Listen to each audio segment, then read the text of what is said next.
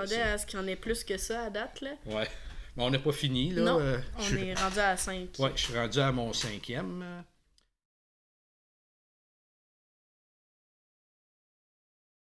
Alors, c'est le film The Artist, mais en fait, c'est un film français. Donc, c'est L'Artiste qui a été fait en 2011 par Michel Hazanavicius ou Vicius, je ne sais pas trop, là.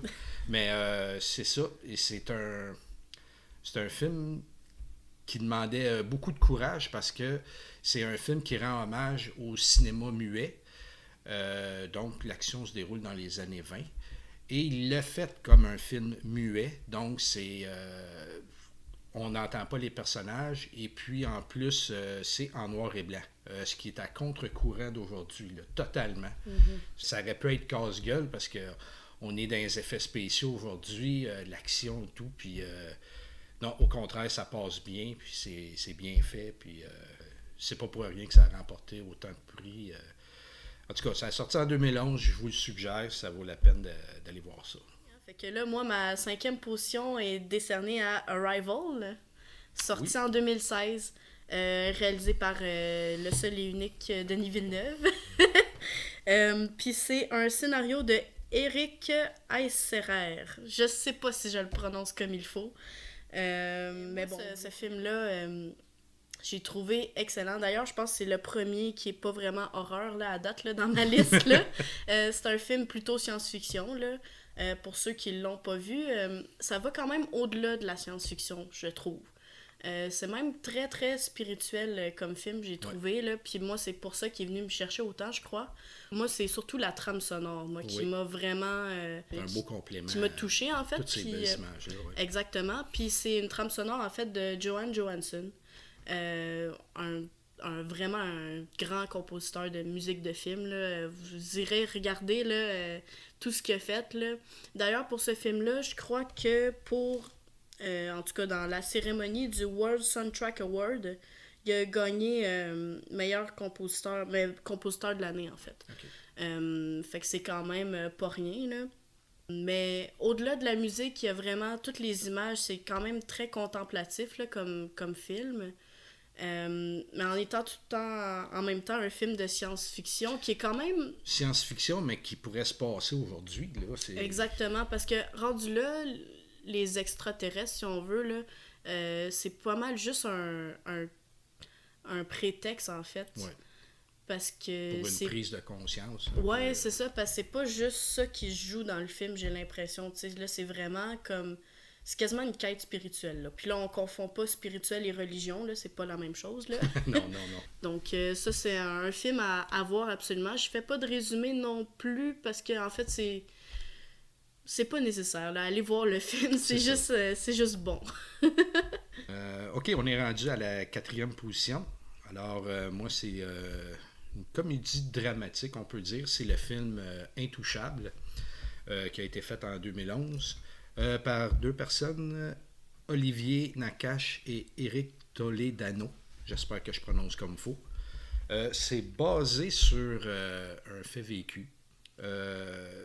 C'est un peu l'histoire de quelqu'un qui... mon Dieu, il est en chaise roulante. Et puis, il engage quelqu'un pour venir l'aider. C'est juste ça, dans le fond, là. Mais c'est toute l'amitié qui se crée entre les personnages. C'est un film vraiment très beau. Et puis, on rit. C'est touchant. Puis, la performance des 2 comédiens, c'est incroyable. Ouais. Même que, bon, il faut que je les nomme. Il y a Omar Sy, qui fait celui qui s'occupe de la personne handicapée, qui a gagné le César du meilleur comédien. Et François Cluzet, qui fait la personne qui est en chaise roulante. Je dirais même qu'il y en a des fois qui ont de la misère un peu avec le cinéma qui vient de France, mais ce film-là, il vaut la peine d'être vu par tout le monde. Là, c'est vraiment... Ouais. Toi-même, je pense que tu n'es pas une fan nécessairement de cinéma français, mais à voir en famille. Oui. C'est pour tout le monde. Oui, en effet. C'est très beau. OK, 4e position pour moi, c'est Django Unchained. Donc ça, c'est un film justement qui est réalisé et scénarisé par Tarantino. La plupart de ses films, je pense, Oui. C'est lui qui réalise et scénarise, là. C'est directement inspiré d'un film du même titre, en fait. Ben, le film s'appelait juste Django, là, en 1966. C'était un western spaghetti, puis là, il en a amené une autre version, dans le fond. C'est pas mal pour moi, en tout cas, le dernier film de Tarantino, j'ai vraiment trippé. On dirait que tout le long, on se demande quand est-ce que le sang va arriver, mais watch out à la fin. Oui, Parce- puis je me rappelle aussi, moi, ce qui m'a marqué beaucoup, là, c'est Leonardo DiCaprio, Oui. il est toujours excellent. Ouais. Mais là-dedans, on le voit pas si longtemps que ça dans toute l'histoire Non. par rapport au film, mais il est très marquant, il est excellent, puis Pour moi, il aurait dû gagner un Oscar. Je pense qu'on l'aura jamais vu aussi imposant, là. Pour résumer un peu, là, le film, là, c'est Django, c'est un esclave noir, là, dans le fond, là, dans le temps de la traite d'esclaves, là, tout ça. Puis il se fait libérer par un chasseur de primes, en fait, qui est joué par Christophe Waltz. Exactement, j'avais un blanc de mémoire. Que lui, d'ailleurs, je pense qu'il a gagné un Oscar d'acteur second, là. oui. Ouais, meilleur acteur en second rôle. Donc, c'est ça. Il se fait libérer, en fait, par lui parce que il recherche des gens, mais il y a juste Django, en fait, qui connaît vraiment leur visage. Donc, il va réussir, finalement, à les retrouver grâce à Django.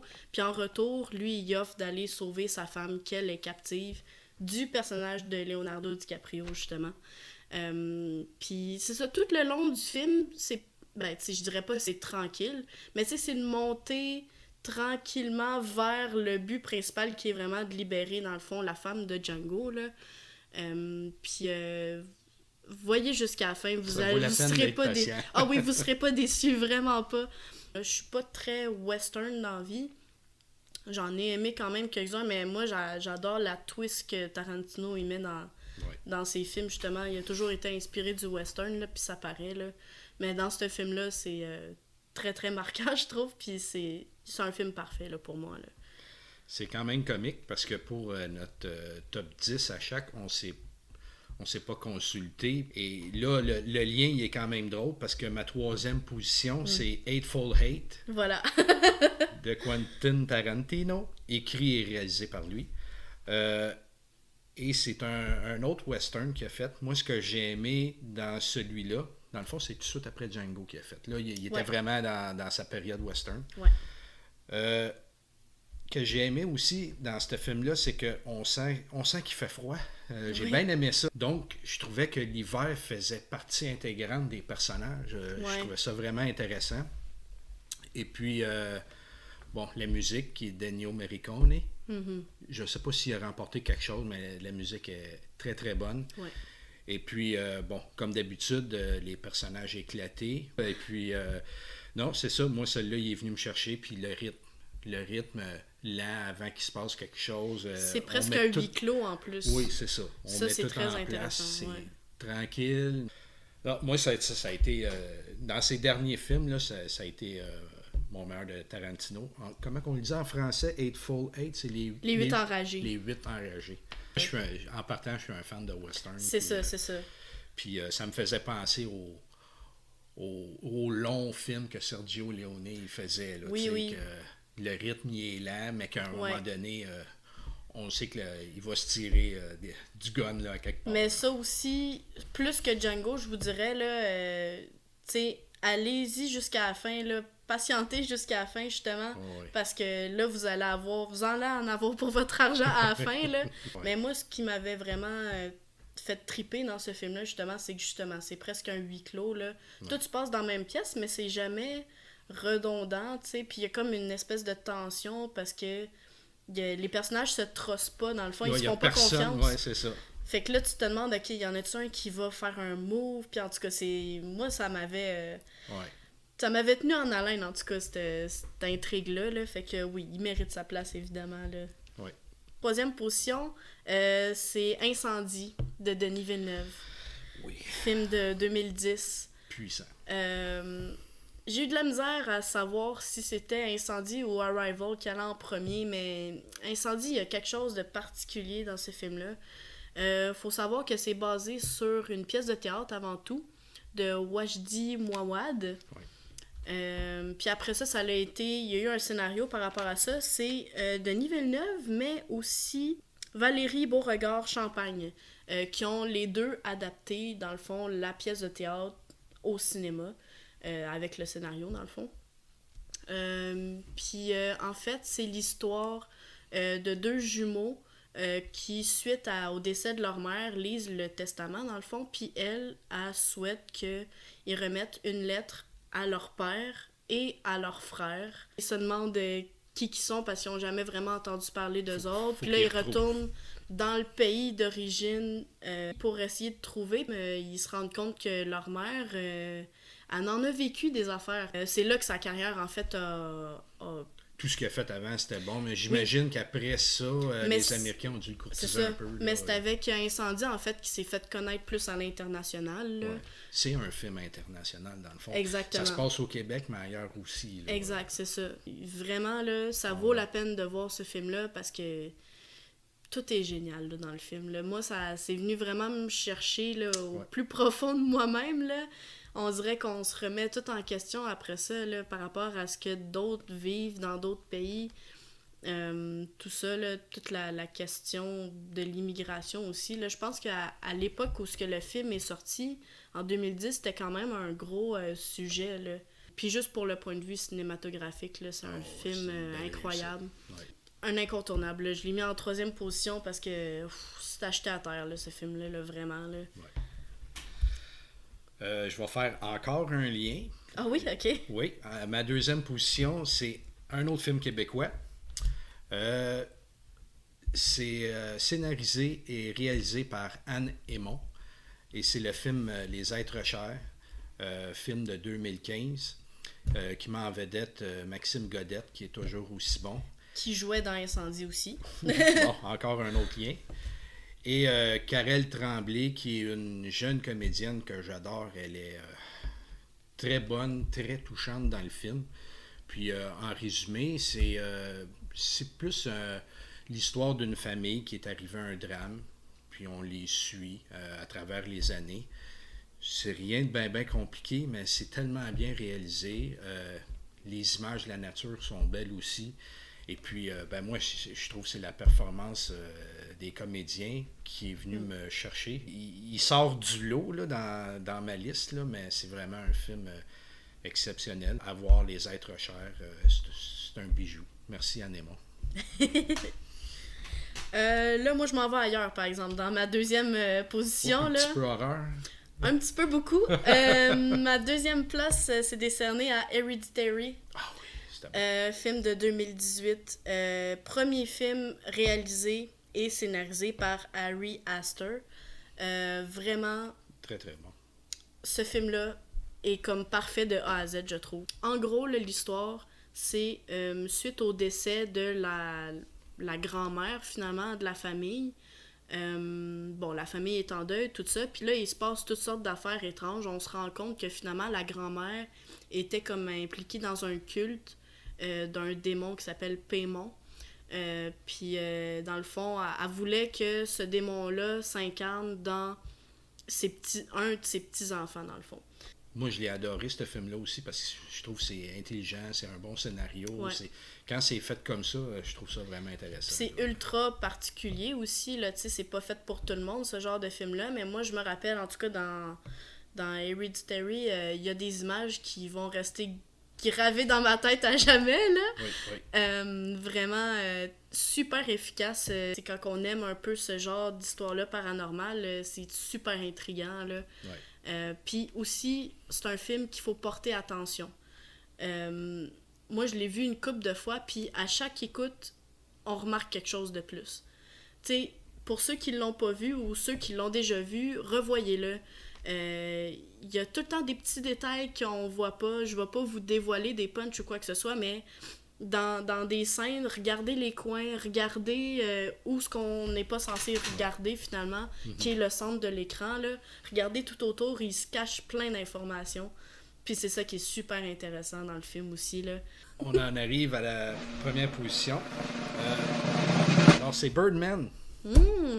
Birdman de, je vais le dire comme faux, Alejandro González Iñárritu, celui qui nous avait donné 21 grammes, Babel, Le Revenant. Qu'est-ce que j'ai aimé de Birdman, qui est sorti en 2014? C'est un peu comme un faux long plan séquence. On a l'impression qu'on suit la caméra tout le long, qui se promène, et puis la musique est très importante aussi. Ouais. Sans faire un résumé de l'histoire, aussi ça se veut un petit peu un clin d'œil à la carrière de Michael Keaton. Qui est le personnage principal. Oui, que lui, à l'intérieur du film, a connu du succès avec quelqu'un qui était masqué. Un peu comme Michael Keaton avec Batman. À Batman, oui, c'est ça. Donc, puis qu'après ça, un coup que les costumes ont été enlevés, un petit peu un déclin dans sa carrière. Fait que ce film-là met ça en avant-plan. Ils ont rapporté 4 Oscars, dont l'Oscar du meilleur film. Moi, ça, j'ai été surpris. Je trouve que c'est pleinement mérité, mais c'est pas une histoire ou un film conventionnel que Hollywood est habitué de récompenser. Oui. Donc, ça, c'est quand même surprenant. Puis, je veux pas trop en compter parce qu'il faut voir ça. C'est un film qui sort de l'ordinaire. J'aime ça quand c'est un petit peu mélangé comme ça, tous les genres. Oui, c'est ça. Puis, la musique est importante. Là, le fait que ça soit comme un faux long plan, les personnages, il n'y a pas vraiment d'effets spéciaux dedans. Je fais juste dire ça, sauf qu'il y a un moment donné, il y a des images, on se demande comment ils ont réalisé ça. Oui. Puis, ces moments-là devient un petit peu les effets spéciaux du film. Ouais. Je m'attendais pas à ce que tu aies ça en première position. Oui. C'est bien, c'est très bien. Mais non, c'est ça, moi aussi, j'ai juste des bons commentaires par rapport à ce film-là. Là. Parce que c'est vrai que l'histoire est pas achetée à terre tant que ça. Non. C'est vraiment... c'est au niveau technique. Là. Ouais, niveau technique. Puis la musique est vraiment... omniprésente, puis elle devient un personnage aussi. Oui, là. puis je suis contente que tu aies mis ce film-là. Ben, c'est le genre de film éclaté que j'aime, mais qui est pas trop éclaté, qui est quand même accessible à tout le monde. Oui, effectivement.